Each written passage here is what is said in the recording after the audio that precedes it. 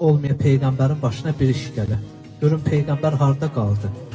Çıxanda gördülər Peyğəmbər məscidin həyətində balaca uşaqları alır çiyninə, gəzdirir. Bir uşağı yerə qoyanda o birisi deyir mənim üçün də dəv ol. Uşaq dilində də, yəni məni də gəzdir. Peyğəmbər də uşaqların qəlbini sındırmamaq üçün, yəni yubanır cəmaat namazına. Salman gəldi dedi, ya Rasulallah, cəmaat yığılıb məscidə, cərgələr düzülüb, sən yoxsan namazın da fəzilətli vaxtı gedir, gəlmirsən. Dedi, ey Salman, heç Allah bunu götürər ki, bu uşaqların qəlbini sındırım, sonra geyim diyanım namaza. Allah o cür namazı qəbul eləyər bizdən. Dedi, yox. Dedi, bəs onda ya Rasulallah neyniyək? Dedi, qoy bu uşaqlarla bir şərt kəsin. Çağırdı onların yanına, dedi, sizə bir hədiyyə versəm məndən əl çəkərsiniz.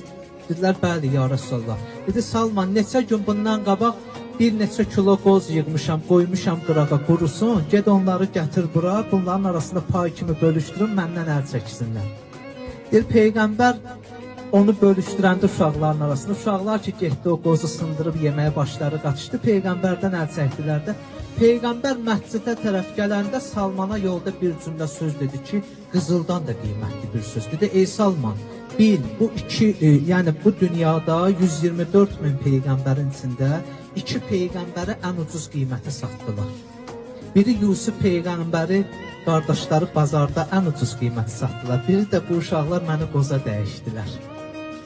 Bu uşaqlar bilsəydilər mənim dəyərim nə qədər yuxarıdır. Dünyanı da versəm mənə verməzdilər. İndi bəzən bizə deyəndə ata-ananın qədrli bir namazlı qıl, Qurana qulaq as, moizəyə qulaq as. Bəziləri bilirsiniz niyə bunu yüngül üstündən keçir. Çünki dəyərini bilir. Dəyərini bilsə əlindən də neymətini eləməz. Çıxmağına imkan verməz.